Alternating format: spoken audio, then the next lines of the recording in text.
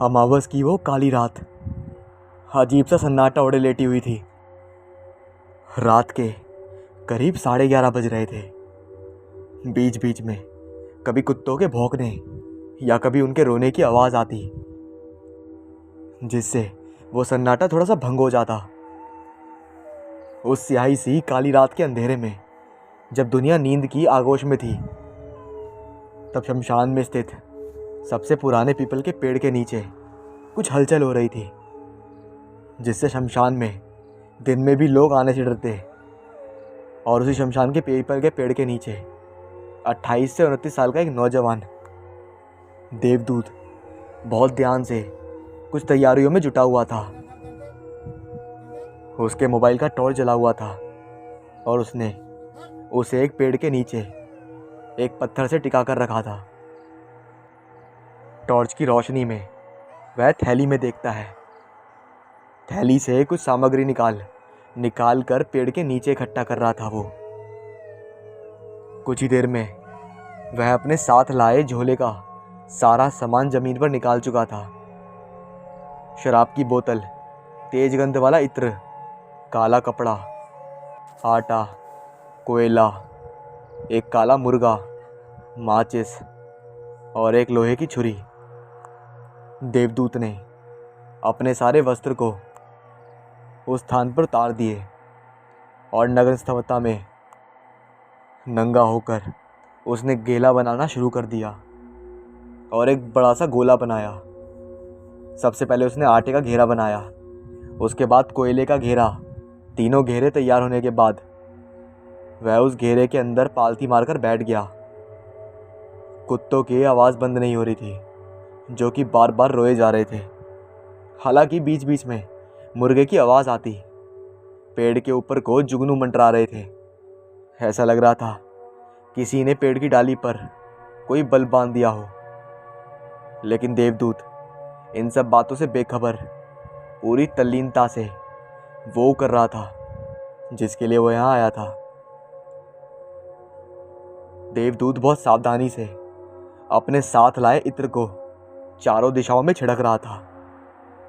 फिर बचे हुए इत्र को उसने अपने बदन पर मल लिया और समय एक ऐसा मोड़ ले चुका था जब हल्की हल्की हवा चलने लगी थी।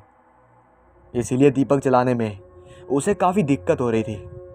लेकिन 3-4 बार असफल होने के बाद उसने माचिस से पहले दीपक को जलाया। फिर धूप को उसका धुआं तुरंत ही वहाँ फैलने लगा। उसके बाद उसने लोहे की चाकू को ध्यान से देखा। मन ही मन वो कुछ बुदबुदाया। कुछ पलों के बाद पंखों की पोड़ाहट की आवाज़ आने लगी, जिसने सन्नाटे को पेड़ से बांध दिया। और फिर से वह छा गई, वही खामोशी। वह भी अब बिल्कुल शांत हो गया था। उसकी आंखें बंद थी और वह साधना में लीन हो गया था।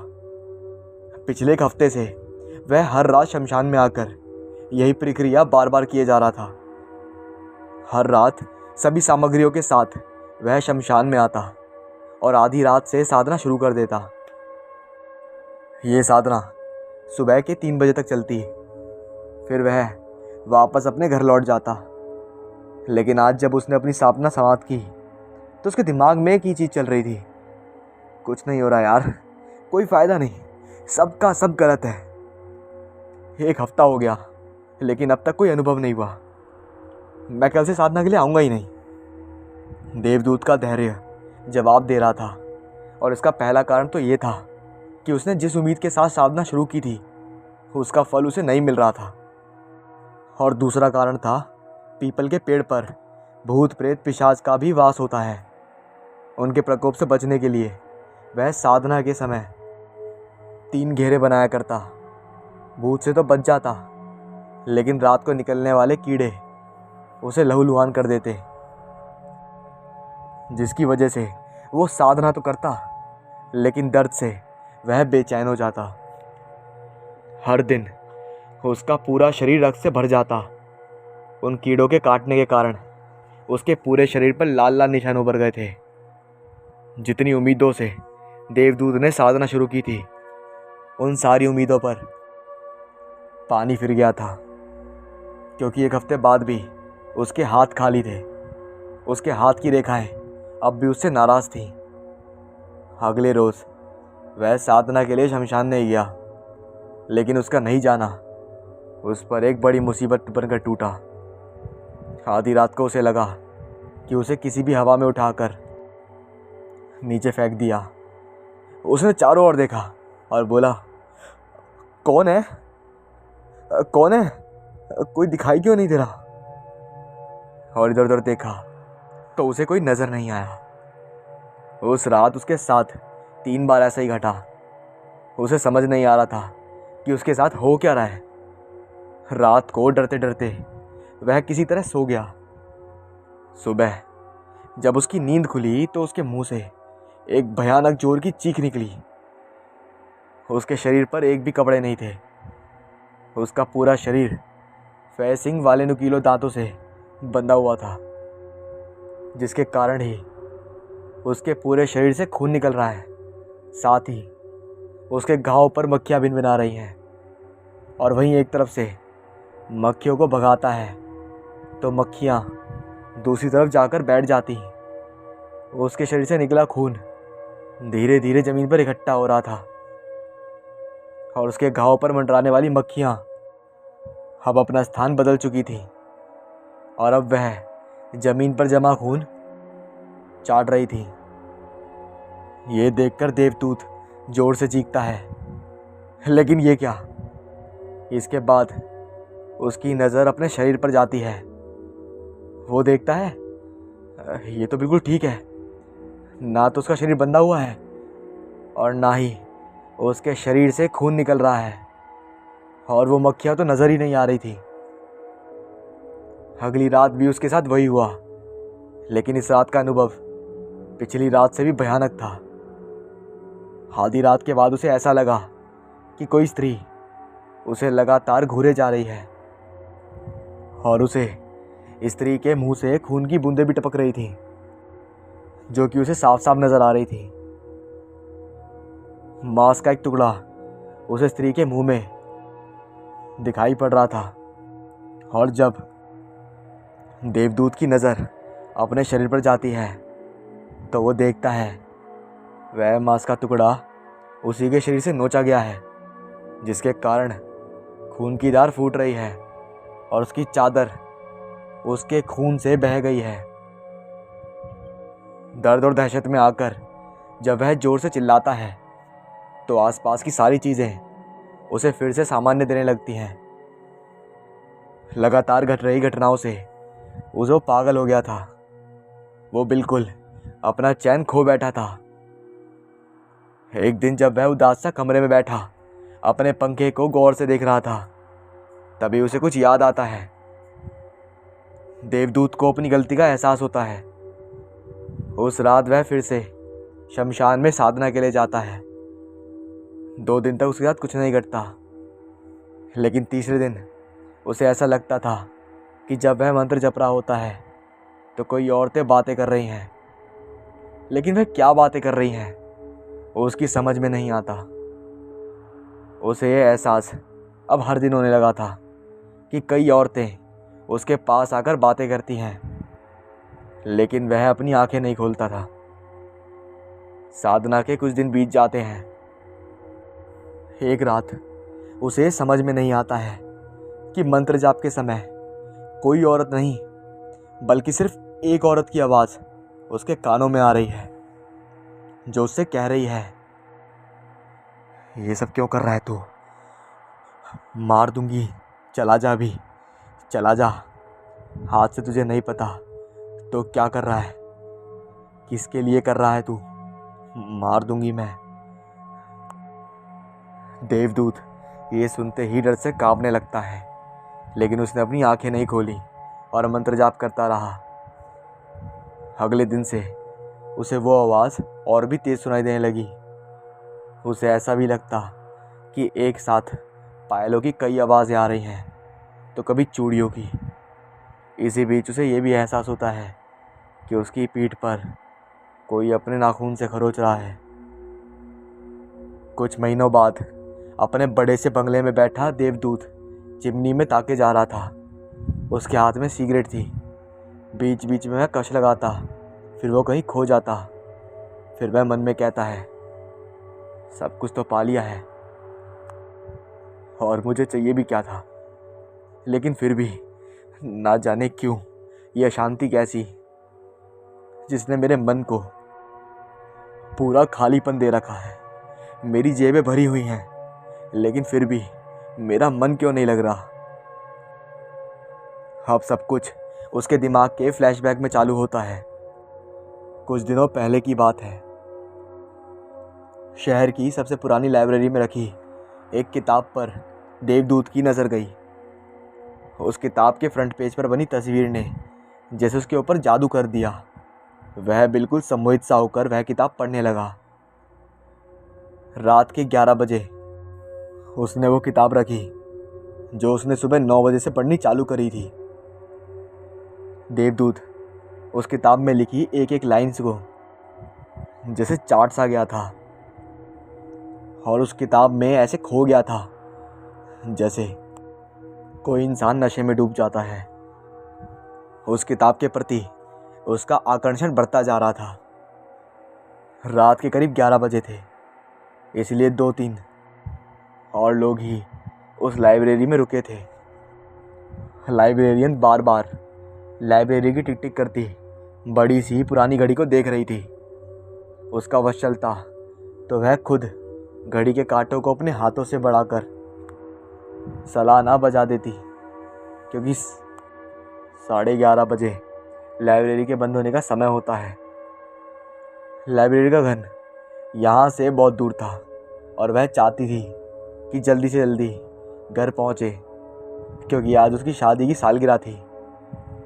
देवदूत किताब में खोया हुआ था। तभी उसके मोबाइल फ़ोन की घंटी बजी। उसने फ़ोन की ओर देखा तो उसमें लिखा आ रहा था, राजेश कोहली। ये देखते ही वो फ़ोन की ओर देख रहा था और सोच में पड़ा हुआ था कि वो फ़ोन उठाए या ना उठाए। इतनी देर में लाइब्रेरी में जो भी लोग बैठे थे सभी उसकी ओर घूर के देखने लगे। लाइब्रेरियन का मूड तो पहले ही ख़राब था और उसने भी देवदूत की ओर गुस्से से देखा और इशारे इशारे में उसने लाइब्रेरी के उस बोर्ड की तरफ उसे देखने को कहा जिसमें लिखा था, लाइब्रेरी में मोबाइल फ़ोन को स्विच ऑफ रखें या साइलेंट मोड में। देवदूत ने आंखों ही आंखों में उसे सॉरी कहा और फ़ोन लेकर लाइब्रेरी के बाहर आ गया। फ़ोन रिसीव करते ही राजेश ने देवदूत को हड़काते हुए कहा, अबे फ़ोन क्यों नहीं उठाता यार, कितनी देर लगा दी तूने। देवदूत ने बोला, अरे भाई वो लाइब्रेरी में था मैं। अबे तेरा भाई गया तेल लेने, ये बता पैसे कब दे रहा है। और थोड़ा समय और दे दे मेरे भाई, जल्दी पैसा पूरा चुका दूंगा तेरा। समय समय सुनकर मेरे कान पक गए यार। पैसे ब्याज पर लेकर अय्याशी कर ली, अब पिछले 3 महीने से समय समय कर रहा है तू। कान खोलकर सुन, मैं अगर पैसे देना जानता हूँ ना तो हलक में हाथ देकर पैसे निकालना भी मुझे आता है। थोड़ा समय और दे दो भाई, आपको ऐसा करने की नौबत नहीं आएगी। देवदूत फ़ोन पर गिड़गिड़ाने लगा। राजेश ने 1 महीने का समय और दे दिया, लेकिन साथ साथ ये धमकी भी दी कि अगर 1 महीने बाद मेरे पैसे मुझे वापस नहीं मिले तो तेरे ऊपर पूरा पूरा एहतिजाम डाल दूंगा। राजेश की क्रूरता के बारे में देवदूत को बिल्कुल पता नहीं था। पिछले 3 महीने से वह मेंटल ट्रॉमा की स्थिति से गुजर रहा था। एक पल तो उसका मन करता कि वह कहीं भाग जाए, लेकिन जिया को छोड़कर वह कैसे भाग सकता था। जिया सूरी देवदूत की गर्लफ्रेंड थी और वह उसे अपनी जान से ज़्यादा प्यार करता था। ये बात राजेश जानता था, इसलिए उसके आदमी जिया पर हमेशा नज़र बनाकर रखते थे। देवदूत शहर के सबसे बड़े होटल में वेटर का काम करता था। हर दिन सैकड़ों अमीर लोग उस होटल में आते और अपना समय बिताते। वह अमीर लोगों की लाइफस्टाइल से बहुत प्रभावित था और उनकी लंबी लंबी और बड़ी बड़ी गाड़ियों के ख्वाब उसकी आंखों में बस गए थे। वह भी उनकी तरह अमीर होना चाहता था। 6 महीने पहले अमीर बनने की उसकी ये चाहत उसे शहर के सबसे बड़े जुए के अड्डे तक ले गई थी। उस दिन देवदूत का शायद भाग्य भी प्रबल था, तभी तो जुए के अड्डे पर काट की सारी पत्तियां उसके फेवर में आ रही थी। जेब में लाए 4 पैसे जो देखते ही देखते 100 गुना बढ़ गए, जिसे लेके वो अपने घर लौटा और उन पैसों से उसने पहली बार जिया को एक महंगा सा गिफ्ट खरीद कर दिया। अरे गोल्ड, इतना महंगा नेकलेस? देवदूत ने कहा। तुमसे महंगा नहीं है जान। जिया ने पूछा। तुम्हारी इसी अदा पे तो जान देने का मन करता है। Thank you. अब कमाई का ये शॉर्टकट उसे बेहद पसंद आया। हर हफ्ते वो जुए के उस अड्डे पर जाने लगा। उन दिनों उसकी किस्मत उसके साथ थी, इसलिए उसने 1 रुपये भी नहीं गंवाए और लगातार हो रही इन्हीं जीतों से उसका मनोबल बढ़ गया। उसने अपनी नौकरी छोड़ दी। हालांकि उसने जिया को कभी ये बताया नहीं कि उसने नौकरी क्यों छोड़ी। उसने सिर्फ ये बोला कि वो कोई बड़ा बिजनेस कर रहा है।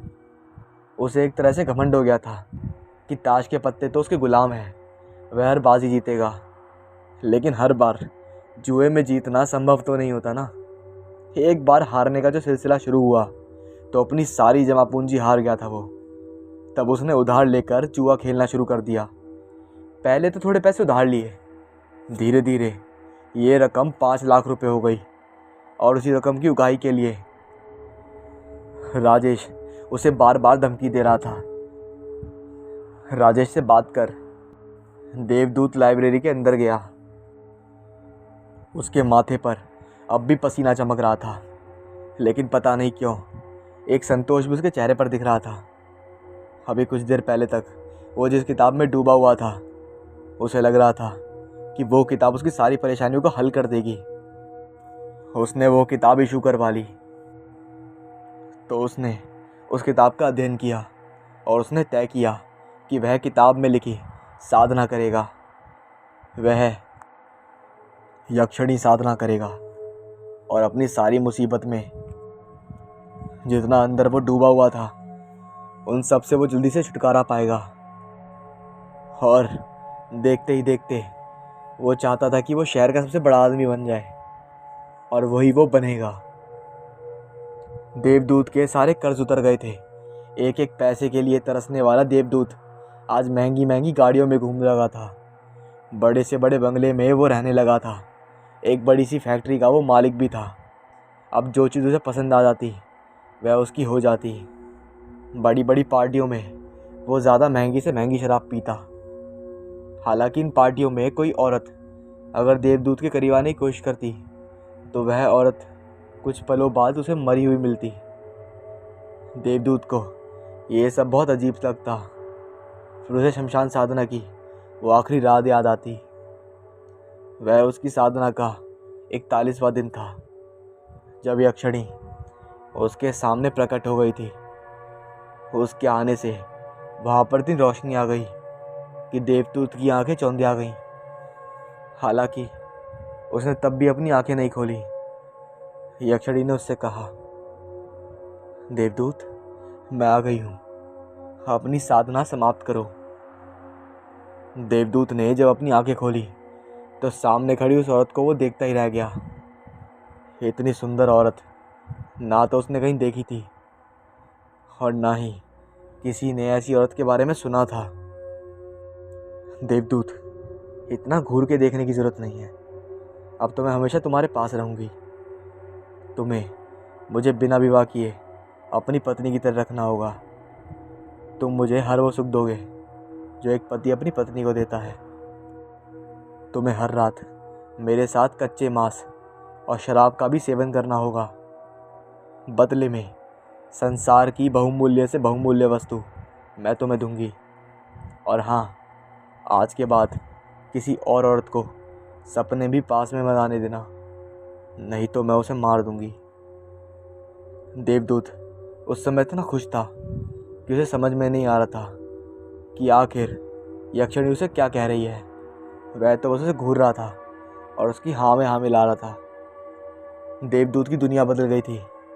यक्षिणी उसके मन मुताबिक उसे खुशियाँ दे रही थी। बदले में देवदूत को भी यक्षिणी के साथ हर वो चीज़ करनी होती जो वो चाहती थी। लेकिन वो कहते हैं ना कि इंसान की फितरत है कि जब उसके पास ये चीज़ नहीं होती तो वो उसके लिए परेशान हो जाता है, लेकिन जैसे ही उसके पास वो चीज़ आ जाती है तो वह फिर उसकी वैल्यू कम हो जाती है। देवदूत के पास सब कुछ था, लेकिन फिर भी वो अकेला था। वह चाहता था कि वह अपना घर बसा ले। अब यक्षिणी के साथ विवाह तो नहीं किया जा सकता था, वह पत्नी की जगह तो नहीं ले सकती थी। 7-8 महीने उसे अय्याशी भरा जीवन और यक्षिणी का साथ बहुत मज़ा लगा, लेकिन अब ये चीज़ें उसे अच्छी नहीं लगती थी। वह बोर हो गया था इन सब से। उसे अचानक जिया की याद आने लगी। हालांकि बीच में जिया उससे मिलने आई थी, लेकिन वह उस समय खुद नहीं इतना डूबा हुआ था कि उसने उसे इग्नोर कर दिया। जिया को लगा कि पैसा आने के बाद अब देवदूत बदल चुका है, लेकिन अब जिया के बिना उससे रहा नहीं जा रहा था। अब उसके आगे उसका मुस्कुराता चेहरा घूमने लगा था। जब जिया के हाथ उसके गालों को सहलाते थे तो वह दुनिया की सारी टेंशन भूल जाता था, और उसके साथ चाय की टपरी पर बैठना, बाइक में फुल स्पीड पर घूमना, सड़क किनारे खड़े होकर दोनों का गोलगप्पे खाना और सारी दुनिया भूल जाना उसे पुरानी सारी यादें परेशान करने लगी थी। एक दिन वो तैयार होकर जिया से मिलने उसके घर जा रहा था। तभी यक्षिणी ने उसका रास्ता रोका और उससे प्यार करने की इच्छा जताई, लेकिन देवदूत का मन यक्षिणी से पूरी तरह भर गया था। उसने उसके आगे हाथ जोड़ लिए और कहा, मुझे माफ़ कर दो, अब मुझसे तुम्हारी सेवा नहीं हो पाएगी, मुझे मेरी नॉर्मल लाइफ चाहिए। देवदूत ये भूल गया था कि वो यक्षिणी उसके द्वार पर खुद नहीं आई थी, उसने उसे बुलाया था। वह उस किताब में लिखी ये बात ही भूल गया था कि यक्षिणी को सिद्ध तो किया जा सकता है, लेकिन उसे भुलाया नहीं जा सकता। और यक्षिणी की मांग इनकार करना मतलब बर्बादी की शुरुआत। वो साइड होके घर से निकल गया कि तभी उसके मोबाइल की घंटी बजी। उसे किसी ने बताया कि उसकी फैक्ट्री में आग लग गई है, सब कुछ जलकर राख हो गया है। देवदूत भागा भागा अपनी फैक्ट्री की ओर गया, लेकिन वहाँ तो वह सिर्फ राख बची थी। उसे समझ में आ गया कि हो ना हो ये सब यक्षिणी को किए इनकार का ही परिणाम है। लेकिन अब उसे उस फैक्ट्री से कोई मुंह नहीं था, बस उसे जिया चाहिए थी। वो जिया के घर पहुंचा। बहुत देर तक उसने उसका घर का दरवाज़ा खटखटाया, लेकिन किसी ने दरवाज़ा नहीं खोला। अचानक उसकी नज़र दरवाजे पर लटकी ताले पर गई। अरे, यहाँ तो ताला लटका है, लगता है जिया कहीं बाहर गई है। वह वापस लौटने ही वाला था कि तभी दरवाजे का ताला अपने आप खुल गया। वह कमरे के अंदर गया। उसने जैसे ही कमरे में प्रवेश किया, उसकी चीख निकल गई। उसने देखा कि जिया पंखे से लटकी हुई है। उसकी आंखें बाहर की ओर आ गई हैं और उसकी गर्दन को हार लगी हुई है। उसकी जीभ बाहर की ओर है और उसी कमरे में यक्षिणी जिया को अपनी बड़ी बड़ी आंखों से देख रही है। देवदूत ने आगे बढ़ने के लिए, तरक्की पाने के लिए शॉर्टकट का सहारा लिया, लेकिन अंत में उसके हाथ खाली के खाली रह गए।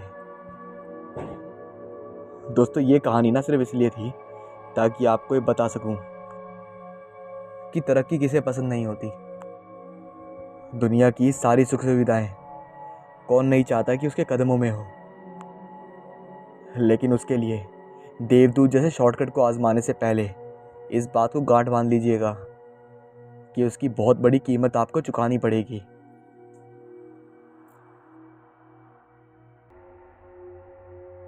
एक खूबसूरत लड़की अपनी सहेलियों के साथ गोवा की ट्रेन से वायस आ रही थी। उसकी खिलखिलाती हंसी की आवाज़, बोलने की अदा ऐसी कि सबको दीवाना बना दे। वो आने वाले खतरे से अनजान। वो हंसते खेलते खिलखिलाकर बातें करते गाना गाते हुए खिड़की के बाहर देखने लगी। मौसम एकदम सुहाना हो गया। तभी एक चाय वाला उसके पास आया और उसने सबको चाय के लिए पूछा। उसकी आवाज़ में ऐसा जादू था कि सबने चाय ले ली। लेकिन जैसे ही उस लड़की ने चाय लेने के लिए हाथ आगे किया, न जाने कैसे वो चाय का गिलास उसके पैर पर जा लगा। आ अरे मनीषा, तुम ठीक तो हो? हम उसके पैर से खून निकलने लगा। सब परेशान होकर खून रोकने में लगे हुए थे। वही एक हाथ उस खून को इकट्ठा करने में एक टुपके के गिरते ही हाथ साफ हो जाता। जब मनीषा ने यह देखा तो वो चिल्लाने लगी, खून खून। लेकिन किसी ने उसकी आवाज़ नहीं सुनी। एकदम माहौल ऐसा जैसे वो दोनों ही वहां पर हो। क्या हुआ? उसकी शैतान सी आवाज़ उसके कानों में गई। मनीषा ने फिर सबकी तरफ देखा, लेकिन सब ऐसे जैसे किसी ने कुछ सुना ही ना हो, कुछ देखा ही ना हो। इधर उधर क्या देख रही हो तुम? अब मेरे साथ जुड़ गई हो, क्योंकि हमारा रक्त संबंध हो गया है। कौन हो तुम? ये सब क्या बोल रहे हो? मैं रशीब। तुम तुम डरती हुई मनीषा बोली, तुम यहाँ कैसे? तुम तो गोवा में थे, उस कब्र में। फिर वहां से आवाज आई, मैं कहीं भी आ जा सकता हूँ। एक डरावनी हंसी की आवाज वहां गूंज गई, लेकिन तुम कहते कहते वो चुप हो गई। उसे याद आया, उस टूर गाइड ने बताया था, देखिए ये कब्र है। ऐसा माना जाता है कि ये किसी लड़की से प्यार करता था, लेकिन उसने अपने दोस्त के साथ मिलकर इसे धोखा दे दिया और किसी तांत्रिक ने इसकी बलि दे दी। लेकिन फिर जादू टोना करके उसको जिंदा करने की कोशिश की। ये जिंदा तो हो गया, लेकिन एक पिशाच बनकर। इसने उन सबको मार दिया जिन लोगों ने इसके साथ धोखा किया था या फिर कुछ गलत किया था। लेकिन वो लड़की को ये नहीं मार सका, क्योंकि एक एक्सीडेंट में वो पहले ही मर चुकी थी। ये उस लड़की को मारने की इच्छा लिए तब से इधर उधर एक पिशाच की तरह जी रहा था। आज भी कोई रात के समय इस जगह पर कोई नहीं आता, सब इस बात को मानते हैं। फिर वही आवाज़ से वो वापस आई तो तुम आई गई। कितने सालों तक तुम्हारा इंतज़ार किया, कब मैं तुमसे बदला लूँगा, बस यही सोचता रहा। तुमने मुझे धोखा दिया, कोई बात नहीं, अब मैं तुम्हें मारूंगा नहीं, बल्कि अपने जैसा ही एक पिशाच बनाऊंगा। और वो अपने चेहरे को करीब करता हुआ बड़े बड़े दांत निकालने लगा। जैसे ही वो उसकी गर्दन पर वार करने लगा, उसकी एक जोरदार चीख निकल गई। वो झुटके से उठी और तभी देखा तो सब कुछ नॉर्मल है। नीचे सारी दोस्त खाना खा रही हैं। तभी मेरी नज़र अपने पैर पर गई, वहाँ पर पट्टी थी। उठ गई मैडम, चोट क्या लगी? तू तो बेहोश ही हो गई। क्या मैं सपना देख रही थी? मैं भी पागल हो गई थी। क्या क्या देख लिया, वो सिर्फ कहानी थी और कुछ नहीं। इतना कहते ही वो नीचे आई और खाना खाने लगी। लेकिन दूर बैठा एक शख्स अपनी उंगलियों से अपने चेहरे को साफ कर रहा था। क्या अंकल, आपने सॉस क्यों लगाई है? बच्चे ने मासूमियत से पूछा। ये सॉस नहीं है, ये खून है। वही डरावनी आवाज़ बच्चे को सुनाई दी और दो आंखें एकदम लाल हुई और उस लड़की की तरफ देखने लगी। लड़की ने अपने हाथ को गर्दन पर रखा तो उसे दो निशान जैसा महसूस हुआ। उसकी आंखें डर से फैल गईं और वो इधर उधर देखने लगी। और अब उसे ये समझ में आ चुका था कि वह सपना नहीं था। आज फिर वही पिक्चर? अरे यार, बोर हो गया मैं। कब तक तेरे साथ ये भूतिया बी ग्रेड मूवी देखता रहूँगा? राशिद अपने दोस्त के साथ चलता हुआ बोल रहा था। अरे बस करना यार, कब तक सुनाएगा? मैं कौन सा मूवी के लिए जाता हूँ? मैं तो बस सिर्फ उस मूवी की उस हीरोइन के लिए जाता हूँ। क्या भला की खूबसूरत एक्ट्रेस है वो। एक बार सामने आ जाए तो गले से लगा लूँ मैं। अच्छा, जैसे वो तेरे लिए तैयार है और तेरे लिए तैयार होकर सामने आएगी और कहेगी, मुंशिद आ जाओ, मुझे गले लगा लो, मैं बहुत प्यासी हूँ तुम्हारे प्यार के लिए। दोनों इस बात से हंसने लगे। रोज़ का उनका यही था, कोई ना कोई भूतिया फिल्म देखना, वो भी सिर्फ सिनेमा हॉल की। रोज़ की तरह दोनों फिल्म देख कर आ रहे थे। आज दोनों ने थोड़ी थोड़ी पी भी हुई थी। नशा हावी हो रहा था और दोनों मस्त मस्त चाल से जा रहे थे। चलते चलते राशिद किसी पत्थर से टकराया। बिना कुछ देखे दोनों थोड़ी दूर पहुंचे तो एक लड़की उनके सामने आकर रुकी।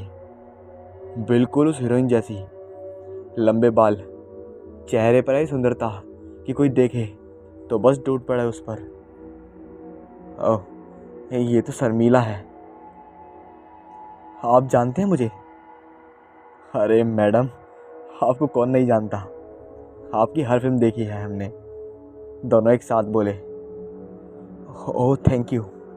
वो दरअसल मैं यहाँ नई आई हूँ, मुझे आज रात रुकने के लिए होटल चाहिए। मैडम, ये क्या बात कर दी आपने? 20 मिनट की दूरी पर ही एक छोटा सा होटल है। दोनों उस औरत को लेकर जाने लगे। राशिद को लगने लगा वो औरत शायद मुंशिद के साथ ज़्यादा ही घुल मिल गई थी। उसे इस बात से जलन होने लगी। तभी उसने सुना, मैं यहाँ 1 महीने के लिए आई हूँ, आप मुझे पूरा शहर घुमा देना अगर आपकी मंजूरी हो तो। मुंशिद भी हंस हंस के बातें कर रहा था। ना जाने राशिद को क्या हो गया। उसने मुंशिद को धक्का मारा और उस पर हमला कर दिया। साइड में बड़ा पत्थर उठाया और उसके सर पर मार दिया। मुंशिद की जोरदार आवाज़ और फिर सब कुछ थम गया। राशिद को जैसे कोई फ़र्क ही ना पड़ा। वो गुम हो उस लड़की को गले लगाकर बोला, मैं तुम्हें घुमा दूंगा ये शहर, बस मेरे साथ रहना। उस औरत की आंखें एकदम सफ़ेद हुईं, चेहरे पर शैतानी हंसी और फिर एक ज़ोरदार धक्का राशिद को लगा। वो दूर जाकर गिरा। तभी उसे होश आया। नीचे ज़मीन पर उसके दोस्त की लाश और सामने वो बदसूरत सी लड़की, नाखून इतने लंबे कि गले में घुस जाएं तो पीछे से बाहर निकलें। वो कुछ सोच पाता कि अगले ही पल वो उल्टे पैरों से चलती हुई आगे आ रही थी। राशिद की तो आवाज़ ही थम गई। माथे पर पसीना कांपते हाथ, लेकिन एक बेजान सा वहीं बैठा हुआ उसका शरीर। शायद किसी ने उसे वहीं रोक दिया था। वो अगले ही पल एक तेज़दार नाखून उसकी आंखों में घुसा, जिसके साथ एक दर्द भरी आवाज़ और चीख सुनाई दी। तुम ऐसे ही मज़े लेते थे ना उन फिल्मों से, इन्हीं आंखों से बदन देखते थे ना। उसकी हंसी भरी आवाज़ उस सन्नाटे को चीरते हुए बोली। थोड़ी देर बाद एक बड़ा सा पत्थर राशिद के ऊपर गिरा और उसने वही दम तोड़ दिया। तभी उस औरत ने उन दोनों को देखा और बोलने लगी, मेरे बदन के सब दीवाने, किसी की ना चले इसके आगे, बन के आएंगी मैं नई बहार, मैं तो बस चली अपने नए शिकार। अगले दिन न्यूज़पेपर में खबर आई, 2 नशे में 2 दोस्तों में हुई लड़ाई, दोनों ने एक दूसरे पर किया हमला, मौके पर मौत। और इसके साथ वो उल्टे पैर वाली लड़की फिर इंतज़ार कर रही है किसी नए शिकार का। क्या आपको भूत प्रेत और आत्माओं में विश्वास है? कहा जाता है कि वही अतृप्त आत्माएं तीनों लोगों के बीच भटकती रहती हैं, जिनकी इच्छाएं अधूरी रह जाती हैं। जो मौत के बाद भी जिंदा है, बदला लेने के लिए, उन अधूरी इच्छाओं को अंजाम देने के लिए, या उनसे रिहाई पाने के लिए। माना कि सभी को इसका अनुभव नहीं होता, लेकिन ऐसे कई लोग हैं जिन्होंने ना सिर्फ उन्हें महसूस किया बल्कि उन्हें देखा भी है। कोई भी घटना या कहानी अंधविश्वास सिर्फ तब तक कही जाती है जब तक वो खुद के साथ ना घटे, और जिसे भी उसका अनुभव होता है या जिसको भी वो शिकंजे में जड़पती हैं, उसका दम घुटने लगता है, उसकी रीढ़ की हड्डियाँ कांप जाती हैं, ठंड पसीने चलने लगते हैं। वो जिसको अपने शिकंजे में जड़ लेता है, उसे फिर उसके चंगुल से कोई तांत्रिक, कोई ओझा, कोई मौलाना और चाहे कोई पीर फकीर, कोई भी नहीं बचा सकता। भारतीय हिंदू धर्म ग्रंथों में भूत प्रेत पिशाच पिशाचनी, चुड़ैल डायन डाकनी शाकिनी, मारी महामारी, ब्रह्म राक्षस यक्षिणी, पूतना भैरव पैताल जलपरी, करोड़ों तरह के भूत प्रेत हैं। इस्लामिक ग्रंथों के अनुसार जिन्नी जिन, खबीस मलंग आदि भूत प्रेतों की चर्चा की गई है, और जब उनका अनुभव जिसे होता है वो चीख चीख कर यही कहता है, भूत आया, भूत आया। ये घटना मेरे दोस्त के दादाजी के साथ घटी थी। बनारस के गंगा घाट के पास ही ये घटना, बहुत पुरानी बात है। तब मेरे दोस्त के पापा बहुत छोटे हुआ करते थे। मेरा दोस्त कट्टर ब्राह्मण परिवार से है और उनके खानदानी पेशे भी पंडिताई हुआ करते हैं। दोस्त के दादाजी पंडिताई करके ही घर का खर्च चलाया करते थे। दोस्त के दादाजी, जिन्हें हम सब दादाजी कहकर बुलाते थे, वो काफ़ी जाने माने विद्वान पंडित थे और वो लोगों के शादी ब्याह करवाना, बच्चे का मुंडन, गृह प्रवेश, हवन, तर्पण आदि किया करते थे। इसी के चलते उन्हें एक दिन के लिए बनारस से दूर किसी गांव में मुखिया जी की बेटी की शादी करवाने के लिए बुलवाया था। वो उन्हीं यजमान के बैलगाड़ी से उस गांव में आए। 2 दिन के लिए उन्हें उस गांव में रुकना था। दादाजी को लेने उन यजमान का नौकर बैलगाड़ी लेकर आया था। दादाजी सुबह तड़के ही उस बैलगाड़ी में चले गए और पूरा दिन का लंबा सफ़र तय करके रात 8 बजे के करीब उस गांव में पहुंचे थे। वहां गांव में यजमान के ढेर सारे रिश्तेदार पहले ही आ चुके थे। सबके भोजन पानी का बढ़िया इंतज़ाम था। बड़े बड़े पंडाल पूरे गांव में लगे थे। हलवाई बैठाए गए थे। उस रात तो दादाजी ने भरपेट पकवान मिठाई खाई और लंबी तान कर आराम से अपने बिस्तर लगाए और उस पर सो गए। लंबे सफ़र की थकावट तो होती थी, इसलिए वो गहरी नींद में सो गए। सुबह तड़के ही उठकर दादाजी ने और यजमान ने परिवार सहित विवाह की तैयारियां शुरू कर दी। दादाजी ने विवाह होम हवन के लिए जो जो सामग्री लगनी थी वह सब यजमान को लिस्ट बता दिए और खुद स्नान ध्यान कर श्री भगवान जी की चौकी और हवन कुंड बनाने में लग गए।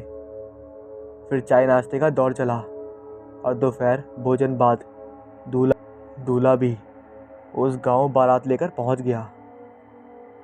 हिंदू धर्म के अनुसार वैदिक पद्धति से विवाह होना था, पर वैदिक पद्धति से विवाह देर रात से शुरू किए गए थे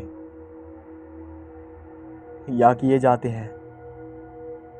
रात भोज और चाय नाश्ता बाद करीब रात 1:30 बजे विवाह विधि शुरू किया गया था। वैदिक विवाह देर रात को शुरू होकर सुबह 4 बजे तक संपन्न हो जाते हैं। उसके बाद दुल्हन की विदाई का कार्यक्रम होता है। तो बहुत अच्छे से विवाह संपन्न हुआ और 4:30 बजे दुल्हन की विदाई करके दादाजी ने यजमान से कहा कि अब उन्हें वापस अपने बनारस वाले घर जाना चाहिए। लेकिन उन्हीं यजमान के एक मित्र ने आग्रह किया कि पंडित जी, आप अभी हमारे गांव आइए, क्योंकि आप अभी अच्छे से घूमे नहीं हैं, और अगर आप हमारे गांव आए ही हैं तो लगते हाथों हमारे नए मकान की श्री सत्यनारायण और गृह प्रवेश पूजा भी करवा दीजिए। दादाजी ने भी सोचा, हाँ यार, अब बार बार इतनी दूर कहाँ आऊँगा, चलो लगे हाथों ये काम भी कर लेते हैं।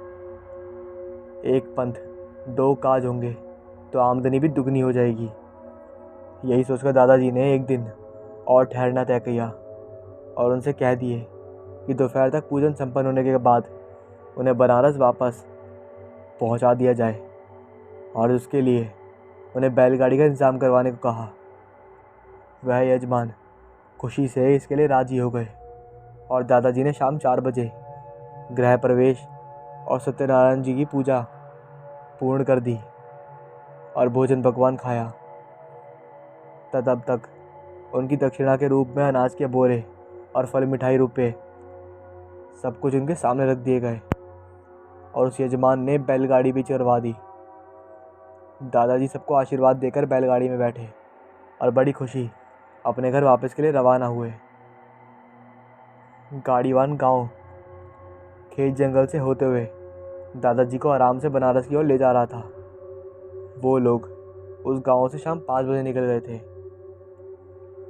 दादाजी का अंदाज़ा शुरू से ही था कि शाम ढलते ढलते वो लोग गांव से निकलकर पक्की सड़क तक पहुंच जाएंगे, क्योंकि उसके बाद का सफ़र सीधा सीधा रास्ता ही था, वो भी पूरी तरह बनारस तक।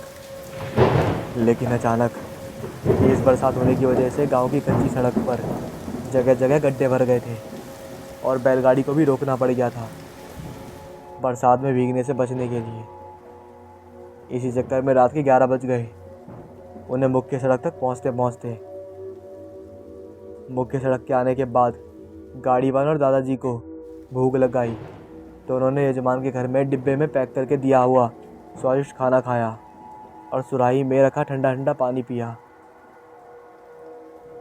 तब तक बैलों को भी आसपास हरी घास चरने के लिए गाड़ी से खोलकर पेड़ के साथ बांध दिया।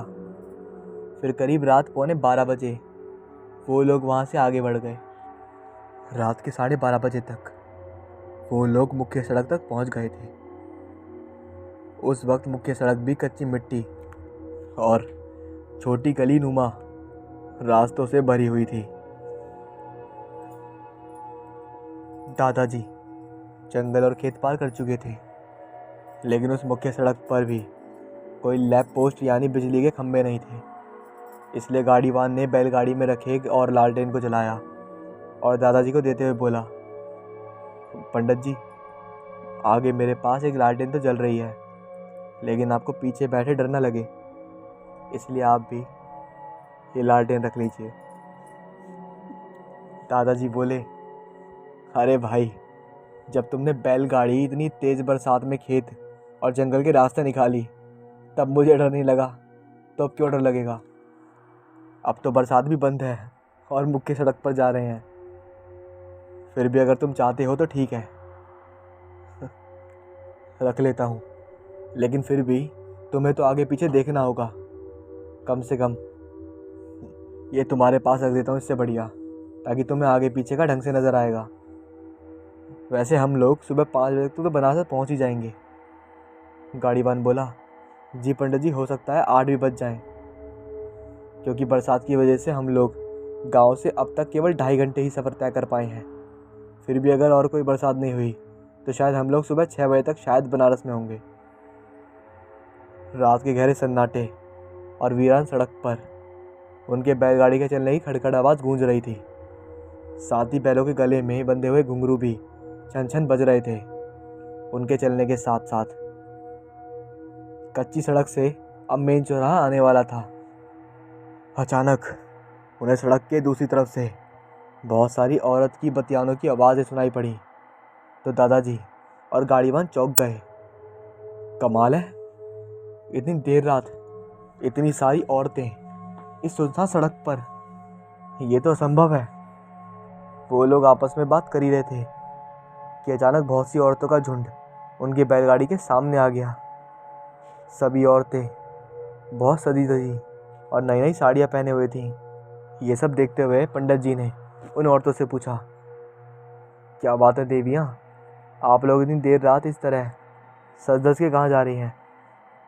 इस पर उन सुंदर औरतों ने कहा, अरे पंडित जी, भगवान का लाख लाख शुक्र है जो आप हमें यहाँ मिल गए। पंडित जी ये सुनकर चौंकते हुए बोले, अरे ऐसा क्यों देवियाँ, आखिर मुझसे तुम्हारा क्या क्या काम होगा? तो उनमें से एक सुंदर औरत ने मुस्कुराकर कहा, पंडित जी, हम लोग पास के ही गांव में रहती हैं। दरअसल हमारी बड़ी बहन की शादी है आज, लेकिन तेज़ बरसात के चलते शादी कराने वाले पंडित जी अभी तक हमारे गांव नहीं पहुंचे हैं। दूसरी औरत बोली, पंडित जी, बैंड बाजा बारात और दूल्हा दुल्हन के साथ साथ सारे रिश्तेदार और गांव वाले तैयार बैठे हैं और मुहूर्त का समय निकलता जा रहा है, क्योंकि अभी तक शादी करवाने वाले पंडित जी नहीं आए हैं और अब तो उनके आने की कोई उम्मीद भी नहीं बची। फिर सब औरतों ने एक स्वर में बोला, पंडित जी, अगर आपकी मेहरबानी हो तो आप हमारे साथ गांव चलकर बिटिया की शादी करवा दीजिए। बदले में आपको 3 गुना दक्षिणा मिलेगी। अगर आज रात शादी नहीं हो पाई तो फिर बहुत दिनों तक कोई योग नहीं है शादी के लिए। तिगुनी दक्षिणा के बारे में सुनकर पंडित जी बहुत खुश हो गए और सोचे कि चलो लगे हाथों ये शादी भी करवा ही देते हैं। बदले में 1.5 साल धन मिलेगा तो फिर काफ़ी दिनों तक बैठकर मज़े से खाऊंगा। दूसरा काम मिलने तक कोई झंझट ही नहीं होगा। यही सोचकर पंडित जी तुरंत मान गए और गाड़ीवान से बोले, भैया तुम ऐसा करो, तुम वापस अपने गांव लौट जाओ। मैं इन देवियों के साथ इनके गांव जाता हूँ। इनकी बिटिया की शादी करवा कर इनके ही गांव से दूसरे बैलगाड़ी में मैं अपने घर चला जाऊँगा। ये सुनकर उन औरतों ने भी हामी भरी और बोली, हाँ गाड़ीवान भैया, तुम ये सारा सामान जो पंडित जी को दक्षिणा में मिला है वह एक गठरी हम सभी औरतों के सर पर रखवा दो। फिर गाड़ीवान बोला, नहीं नहीं देवियों, अब यहाँ तक पंडित जी को लाया हूँ तो इन्हें इनके घर तक पहुँचा कर ही मैं कल सुबह अपने गांव वापस जाऊँगा, वरना हमारे मालिक हमसे नाराज़ हो जाएंगे कि पंडित जी को आधे रास्ते में छोड़कर भाग आया। गाड़ीवान ने एक लालटेन उन औरतों को देते हुए कहा, देवियों, आप सभी ये लालटेन उठाकर आगे आगे चलकर अपने गांव का रास्ता दिखाओ और मैं पंडित जी को अपनी बैलगाड़ी में लेकर आता हूँ। उन सुंदर औरतों ने ऐसा ही किया और वो औरतें आगे आगे चलती हुई उन्हें अपने गांव ले गईं। कुछ ही दूरी पर उनका गांव था। उस गांव में तो काफ़ी चहल पहल हो रही थी। पूरा गांव रोशनी में जगमगा रहा था। जगह जगह पंडाल बने हुए थे। पंडित जी को आता देखकर गांव के मुखिया उनके सत्कार को सहर्ष आगे गए और पंडित जी का कोटि कोटि धन्यवाद किए उनके गांव में आने के लिए। फिर बहुत बढ़िया मसाला दूध और पकवान पंडित जी और गाड़ीवान को जलपान के रूप में दिए और उनके बैलों को गाड़ी से हटाकर चारा पानी चुगाने को दिया। गांव भर में तरह तरह की मिठाइयाँ बनने की खुशबू आ रही थी। गांव में हलवाई बैठाए गए थे। पूरा गांव इस तरह रोशनी में जगमगा रहा था जैसे दिलवाली का त्योहार हो। पंडित जी को जलपान के बाद शादी के मंडप में ले जाया गया। गाड़ीवान वहीं बैठकर गांव के लोगों को और वहीं की रौनक को देख रहा था। सहरा बांधे दूल्हा और घूंघट में सजी दुल्हन, 16 श्रृंगार की हुई दुल्हन को भी शादी में मंडप में लाया गया और वैदिक पद्धति द्वारा विवाह कार्य शुरू हुआ। पंडित जी मंत्र श्लोक पढ़ते हुए और दूल्हा दुल्हन और उनके माता पिता पंडित जी के कहे अनुसार यज्ञ वेदी में मंत्र पढ़ रहे आहुति दे रहे थे। पंडित जी की खुशी का कोई ठिकाना नहीं रहा जब उन्हें एक एक मंत्र पढ़ने के एवज में चांदी के सिक्के दिए जाने लगे। पंडित जी ने सोचे, मंत्र जाप जितने ज़्यादा होंगे उतने ज़्यादा चांदी के सिक्के मिलेंगे। इसका मतलब मंत्र ज़्यादा से ज़्यादा पढ़ने होंगे। यही सोचकर पंडित जी ने मंत्र उच्चारण पूरे 1 घंटे तक चलाए रखा और 1 घंटे बाद पंडित जी चांदी के सिक्कों का अंबार देखकर खुशी से उछल पड़े। पंडित जी ने विवाह संपन्न कराया और चांदी के सिक्कों को अपनी पोटली में भरकर वहाँ से चलने को हुए। उस गांव के मुखिया जी पंडित जी के पास आकर बोले, अरे महाशय, आपने तो सही समय पर पहुंचकर हमारी लाडली बिटिया की शादी मुहूर्त पे करवाई, तो आपको अपनी तरफ से बिना शगुन दिए हम जाने नहीं देंगे। उसके बाद मुखिया जी ने 100 सोने की अशरफी पंडित जी की हथेली पर रखी और ढेर सारी मिठाइयाँ जो वहीं पर हलवाई ने असली घी में बनाई थी, वह ढेर सारी मिठाइयाँ स्टील के बड़े बड़े डब्बों में पैक करवा कर बैलगाड़ी में रखवा दी और उन्होंने अपने छोटे भाई से अफराज में कहा, अभिषेक भाई, जाओ पंडित जी को चौराहे वाली मुखिया सड़क तक पहुंचा कर आओ। पंडित जी ने मना भी किया कि इसकी क्या ज़रूरत है, हम आराम से खुद ही चले जाएंगे अपनी बैलगाड़ी में। फिर भी मुखिया का भाई सूकर अभिषेक उनके बैलगाड़ी के साथ साथ चलता रहा। मुख्य चौराहा वाली सड़क जैसे ही आई वैसे ही गाड़ीवान ने बैलगाड़ी रोकी ताकि अभिषेक से विदा लेकर आगे बढ़ जाए। तब अभिषेक ने पंडित जी के पैर छूकर आशीर्वाद लिया और गाड़ीवान ने हिदायत दी कि पंडित जी को सकुशल उनके घर पहुंचा दिया जाए। फिर वह जैसे ही चलने को हुए तो एकाएक उसने फिर रोक कर कहा, पंडित जी, आप लोग पहली बार हमारे गांव आए थे, इस बात की याद हमेशा ताज़ा रहे, ऐसी कोई निशानी हमसे तो ले जाइए। पंडित जी ने खुश होकर सोचा कि ज़रूर अब कोई ना कोई दोबारा तोहफा होगा, कुछ कीमती देगा ये। तो पंडित जी ने खुश होकर कहा, अच्छा, अब और कोई तोहफा भी देना है क्या? चलो वो भी दे ही दो। पंडित जी का इतना कहना ही था कि पल में उस अभिषेक का होलिया एक भयानक शैतान जैसा बन गया और उसने अपने नुकीले नाखून पंडित जी की आंखों में घुसे डाले। पंडित जी की आंखों की पुतली बाहर निकलकर लटक गई और आंखों के गड्ढों से भर भर कर खून के फव्वारे उड़ने लगे और गाड़ीवान का हाथ उस शैतान ने पूरी ताकत से ऐसे मरोड़ा कि गाड़ीवान का उल्टा हाथ टूटकर लटक गया। गाड़ीवान ने आओ देखा ना ताओ जल्दी से पंडित जी को खींचकर बैलगाड़ी में बैठाया और बैलों को इतनी जोर से चाबुक बरसाए कि बैलगाड़ी सर पर दौड़ने लगी। पंडित जी तो अंधे हो चुके थे, लेकिन गाड़ीवान ने गाड़ी चलाते हुए जब पीछे पलट कर देखा तो उसकी सिट्टी पिट्टी गुम हो गई। पीछे उस शैतान के साथ वो सब लोग भयानक शक्ल में खड़े थे जिन्हें उसने गांव में मुखिया और बाकी लोग जो वहाँ पर देखे गए थे उन सबको देखा था और उनके रूप पूरे बदले हुए थे। गाड़ीवान को समझते देर नहीं लगी कि वो लोग प्रेत थे और वो गांव प्रेतों का गांव था जहाँ से वो जिंदा लौटे हैं। शायद उस समय सुबह के 4 बज चुके थे, इसलिए वो शैतान पंडित जी के पीछे नहीं आ पाए थे। पर उन्होंने जो पंडित जी को जख्म दिए थे वो ना तो पंडित जी को भी भूल सकते और ना गाड़ीवान। वो जख्म उनके साथ पूरी ज़िंदगी भर रहेंगे और उनकी यादें भी ताज़ा होती रहेंगी। गाड़ीवान ने अपने एक हाथ से गाड़ी हाँकते हुए आगरा शहर तक पहुंचा दी और शहर चौक में सबसे मदद लेकर बेहोश पंडित जी को अस्पताल पहुंचाया। गाड़ीवान का टूटा हाथ भी प्लास्टर लगाया गया और पंडित जी की दोनों आंखों की लटकती पुतलियों को वापस उनकी आंखों में लगाया गया और उनका ऑपरेशन किया गया। लेकिन पंडित जी की सिर्फ एक ही आंख की रोशनी वापस आई, वो भी बहुत धुंधली सी। पंडित जी के घर वालों को खबर भी की गई।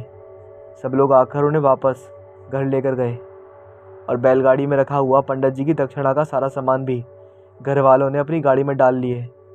फिर गाड़ीवान को पंडित जी की जान बचाने के लिए कुछ इनाम और धन्यवाद दिया और पंडित जी को घर ले गए। घर में पंडित जी की दक्षिणा में मिले सारे सामान को ले जाकर रखा तो पूरे घर में टट्टी जैसी गंदी बदबू फैल गई, जैसे बहुत सारे चूहे एक साथ मर गए हों। ऐसी गंदी असहनीय बदबू से घर महकने लगा।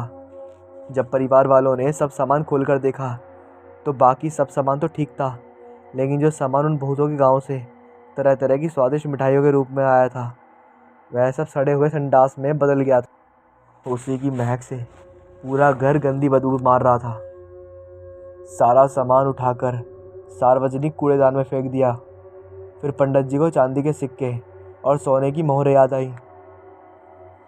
जब पंडित जी की दक्षिणा पोटली को खोला गया तो उसमें से सोने चांदी के सिक्कों की जगह कंकड़ पत्थर के थैले लगे हुए थे। पंडित जी की नज़र दोबारा नहीं बन पाई, इसलिए उन्होंने पंडिताई से संन्यास ले लिया।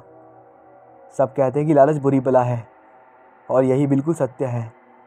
पंडित जी ने ज़्यादा लालच नहीं किए होते तो आज उनकी ऐसी हालत नहीं होती। बेचारा गरीब गाड़ीवान का हाथ भी बेकार हो गया पंडित जी को बचाने के चक्कर में। फिर भी उस ईमानदार इंसान ने पंडित जी को घर तक पहुंचाया और उसकी जान माल की रक्षा भी की। उस भूतिया गांव के बारे में जब पता किया गया तो ये बात सामने आई कि बहुत साल पहले सचमुच में उस जगह गांव हुआ करता था और जिस रात उस गांव के मुखिया की बेटी की शादी थी उस रात गांव में डाकुओं ने डाका डाल दिया और सारा गांव लूट मार करके उस गांव को आग लगा दी। उस गांव में कोई भी जिंदा नहीं बचा था। किसी का अंतिम संस्कार करने के लिए कोई भी जिंदा नहीं बच पाता था, जिस वजह से सभी गांव वालों की आत्माएं वहीं भटकती गईं और उसके बाद से वहाँ कोई भी नहीं जाता था और वह क्षेत्र भूतिया गांव बन गया। आज भी उस तरफ कोई नहीं जाता। पंडित जी तो रात के अंधेरे में हमें लालच की वजह से वहाँ फंस गए थे, फिर भी उन दोनों की जान बच गई। ये भी गनीमत है। पंडित जी की तरह कोई लालच में नहीं फंसना, क्योंकि लालच बुरी बला होती है।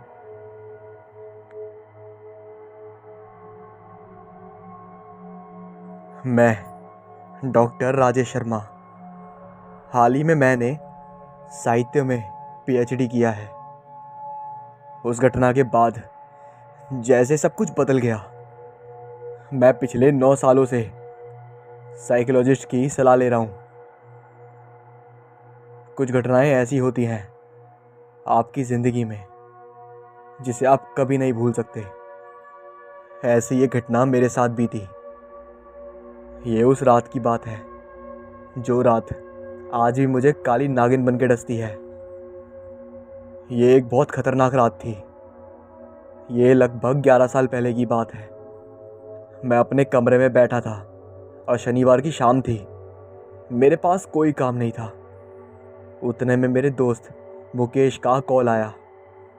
उसने मुझसे कहा, हेलो, हाँ हाँ राजेश, अरे भाई जल्दी आ, करण की बर्थडे पार्टी है और उसने हमें भी इनवाइट करा है।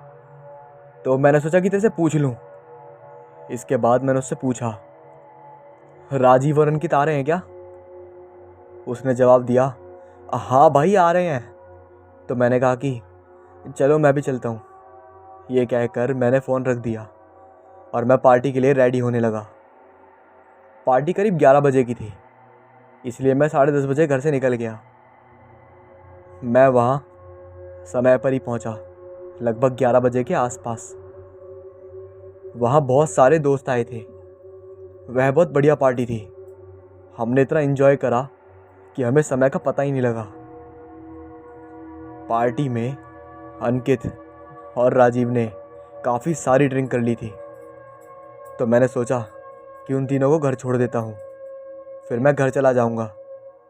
तो हम 4 पार्टी में से निकल गए।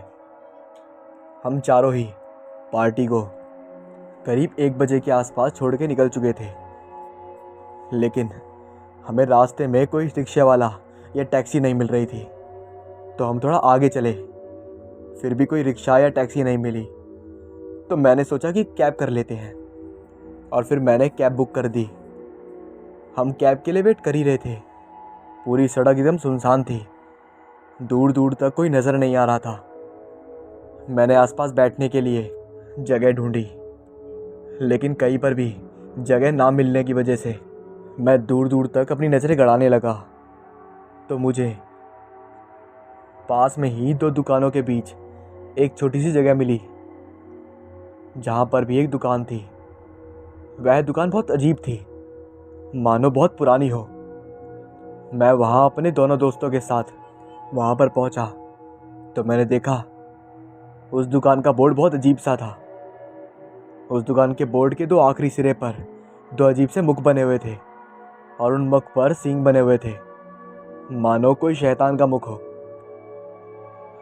बता दूं, रात गहरी होने की वजह से आसपास की सभी दुकानें बंद हो चुकी थी, लेकिन फिर भी इसे हैरानी कहो या हमारी तेज़ दृष्टि, हमें उस दुकान के अंदर हल्की हल्की बत्ती जलती हुई दिखी। और जब हमने बोर्ड ढंग से पढ़ा तो उस बोर्ड पर लिखा था, Black Devil Lemonado and cold drinks. मतलब उस दुकान का नाम Black Devil Lemonado and cold drinks शायद ये था। और वह दुकान नींबू पानी और कोल्ड ड्रिंक की थी, और वहाँ पर अंदर बैठने की भी जगह थी। मैंने दुकान के बाहर खड़े होकर आवाज़ लगाई, कोई है अंदर? इतने में एक बूढ़े से दिखने वाले एक महाशय बाहर आए। उन्हें देखकर मुझे कुछ अजीब सा एहसास हो रहा था। वे कुछ अजीब से थे। उन्होंने एक फटी पुरानी चद्दर ओढ़ी थी और चादर के नीचे के कपड़े ठीक से ढके नहीं थे, सिर्फ चादर ही दिख रही थी। उनका चेहरा कुछ अजीब सा था। उनके चेहरे पर एक अजीब सी कशिश थी। उनके चेहरे की लाली ऐसी थी मानो कोई जिंदा इंसान ना हो। मैंने उनसे पूछा, क्या हम अंदर बैठ सकते हैं? वो हमारी कैब अभी थोड़ी देर में आती होगी। तो उन्होंने एक बड़ी सी भारी और अजीब आवाज़ में कहा, हाँ हाँ अंदर आ जाओ बेटा। फिर हम अंदर बैठ गए। थोड़ी देर बाद उन्होंने हमसे पूछा, कुछ लोगे क्या? पीने को, खाने को, कुछ भी?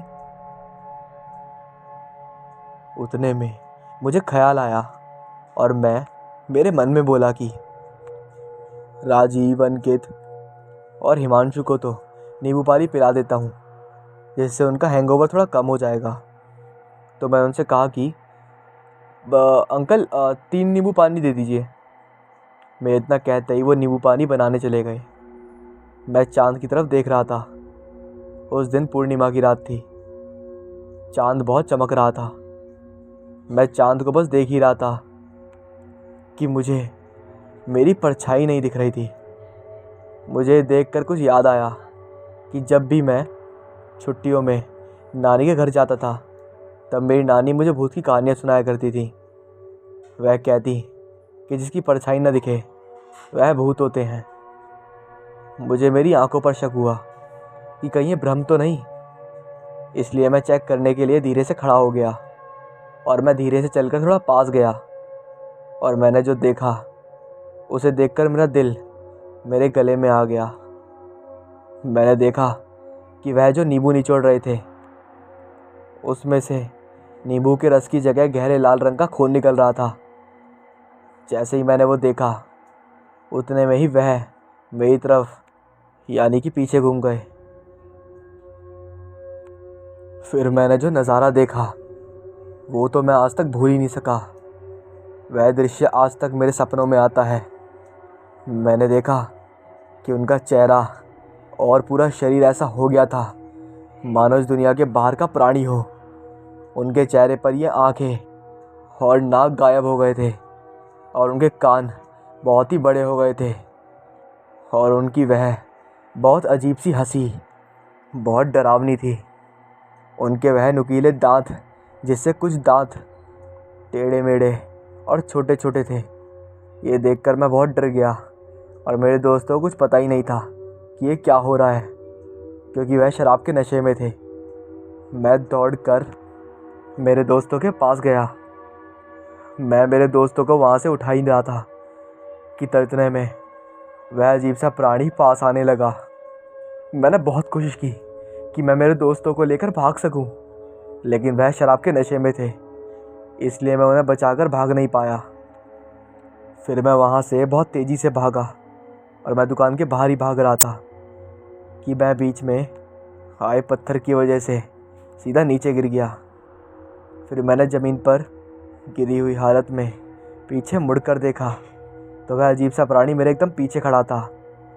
मैं डर के मारे खुद को बैठे हुए घसीटते हुए थोड़ा पीछे चला गया। मेरे पसीने छूट रहे थे।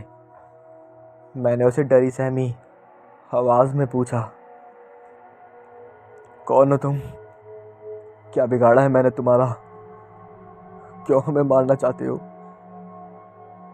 उसने एक अजीब और डरावनी आवाज़ में कहा, एक बार की बात है, तुम लोगों की तरह रात को 3 नौजवान आए थे। वह लोग भी शराब के नशे में धुत थे। उन्होंने आकर नींबू पानी मांगा। शराब के नशे में और पैसे की लालच में आकर उन्होंने मेरा खून कर दिया और सारा सोना और पैसा लूट कर दुकान से भाग गए। उस दिन से मैं जगह जगह मेरी ये दुकान लेकर जाता हूँ और तुम लोगों के जैसे शिकार ढूंढ लेकर उन्हें मार देता हूँ। मैं उसे कहने लगा, मुझे छोड़ दो, मुझे जाने दो, मुझे छोड़ दो। उतने में कैब आ गई। मैं जल्दी से भागता हुआ कैब में चढ़ गया और मैंने कैब ड्राइवर से कहा, भैया जितनी जल्दी हो यहाँ से ले चलो। मेरे पसीने छूट रहे थे।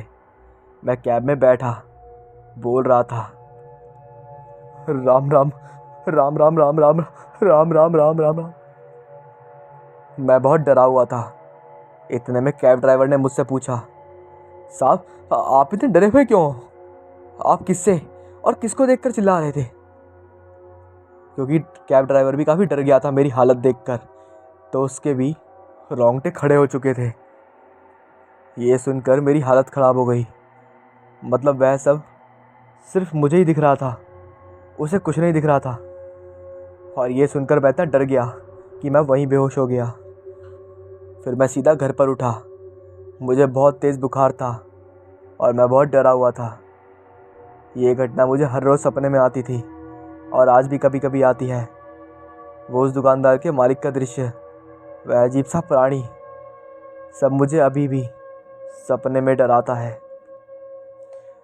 इस घटना के बाद मुझे मेरे 3 दोस्त राजीव, हिमांशु और अंकित कभी नहीं मिले और वो आज तक लापता हैं।